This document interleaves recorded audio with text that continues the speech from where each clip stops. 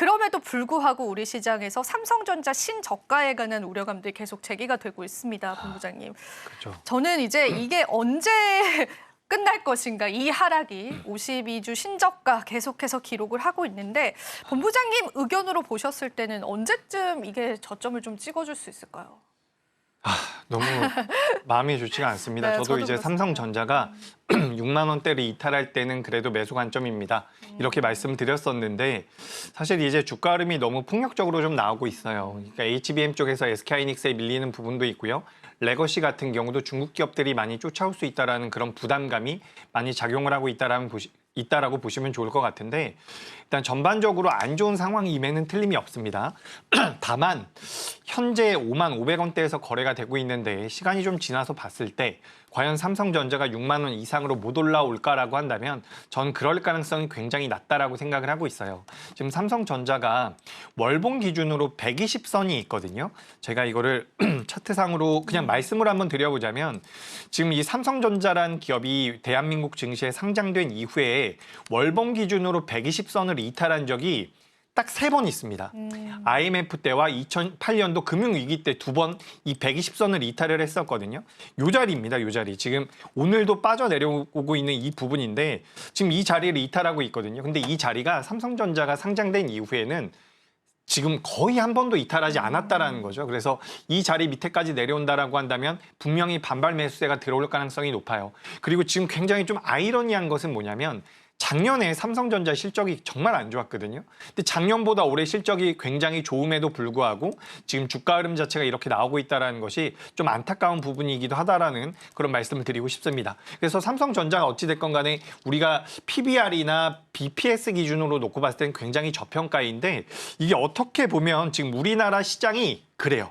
그러니까 제가 아까 전에 잠깐 말씀드리려다 말았던 것 같은데 네. 우리가 이 MSCI 전 세계 지수라는 게 있거든요. MSCI 전 세계 지수라는 것은 신흥국 23개 국가, 24개 국가 그리고 선진국 23개 국가에서 주요 종목들을 뽑아가지고 만들어낸 지수가 있어요. 근데 그 지수 기준으로 해서 지금 트럼프 대선 이후에 계속해서 올라오고 있는데 우리나라 시장만 빠지고 있습니다. 게다가 여기다가 영향을 많이 미치고 있는 게 삼성전자라는 관점을 본다라고 한다면 지금 지난 일주일 동안 우리나라 시장만 역행을 하고 있다라고 보시면 좋을 것 같아요. 그래서 어떻게 보면 이 부분이 개인 투자자분들께 더 힘들 수가 있습니다. 이게 왜 그러냐면 다른 나라 시장이 안 좋다라고 한다면 우리가 좀 더 경계를 할 수가 있어요. 다른 나라 시장이 안 좋으면 우리도 좀 대응이 필요하겠다.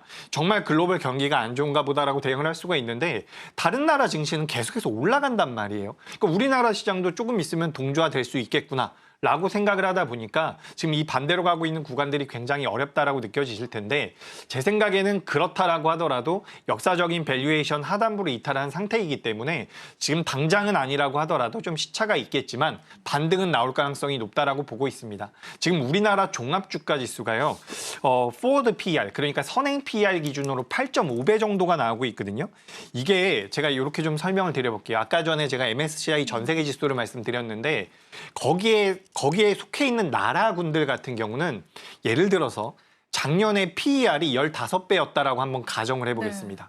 올해는 PER이 몇 배냐면 18배예요. 그러니까 15배에서 18배가 됐다는 것은 올해 올라왔다라는 거거든요. 그리고 지난 몇 주 동안 상승을 했다는 뜻인데 우리나라 같은 경우는 작년에 PER이 10배였다라고 한다면 지금 8배예요. 지난 일주일 동안 다른 나라는 다 올라갔는데 우리나라만 빠졌다라는 거거든요. 그렇기 때문에 굉장히 어렵고 거기에는 삼성전자의 영향이 분명히 있습니다. 다만 삼성전자가 여기서 오늘 이제 외국인들 매수가 조금씩 들어오고 있거든요. 여기서 이제 좀 추세적으로 들어와 준다라고 한다면 지수가 돌아선 건 제 생각엔 그렇게 어렵지 않을 겁니다. 앞서서 우리가 서두에도 말씀드렸던 것처럼 지금 주가가 빠지는 이유는 매수할 물량이 없기 때문에 빠진다라고 보시면 좋거든요. 그래서 여기서 이제 삼성전자가 좀 하반 경직을 보여줘야지 반등이 나올 가능성이 높고 아직까지는 좀 어렵다. 다만 우리가 내일 옵션 만기일이거든요. 옵션 만기일 이후에는 수급이 좀 변할 수가 있어요. 그리고 우리가 미국장에서도 살짝의 힌트를 얻는다면 지금 미증시가 대선 이후에 계속해서 올라왔단 말이에요. 근데 오늘 새벽에 마감된 미증시에서는 물론 매크로적인 지표는 꺾이지 않았지만 시장은 조정을 좀 받았거든요. 그렇기 때문에 무언가 변화가 살짝 있다라는 거죠. 이런 부분들이 오늘까지도 미증시에다가 영향을 주고 미국의 국채금리라든지 달러 강세가 완화된다라고 한다면 삼성전자도 여기서는 그래도 한 번 정도는 반등을 해줄 수 있지 않을까. 그래서 우리가 삼성전자가 아무래도 대표 기업이다 보니 우리가 이 기업이 빠지는 것에 대해서 굉장히 예민하게 생각을 하고 있는데 제가 정말 냉정하게 한번 말씀드려보자면 지금 지난 일주일 동안 지난 한 달 동안 삼성전자가 6만 원을 깨고서 지금 5만 7,700원까지 내려왔거든요. 근데 그 기간 동안 개인 투자자분들이 선호하시는 기업들 같은 경우는 20% 30%씩 빠진 기업들도 굉장히 많아요. 그러니까 우리가 무조건적으로 이걸 부정적으로 볼 필요는 없고 지금 현재 상황에 대해서 좀 생각해 볼 필요가 있다. 그러니까 제가 아까 전에도 우리가 굉장히 긴장하면서 버티고 있는 게 아니라 이제 여기서는 오히려 좀 마음을 편하게 먹어볼 필요가 있다. 그러니까 우리가 신용이라든지 지금도 보시면 신용잔고가 코스피에서는 많이 늘고 있는데 코스닥은 많이 늘지 않고 있거든요. 그렇다라고 한다면 시장의 저점이 생각보다 좀 둔하게 잡힐 수 있다라고 보고 있어요.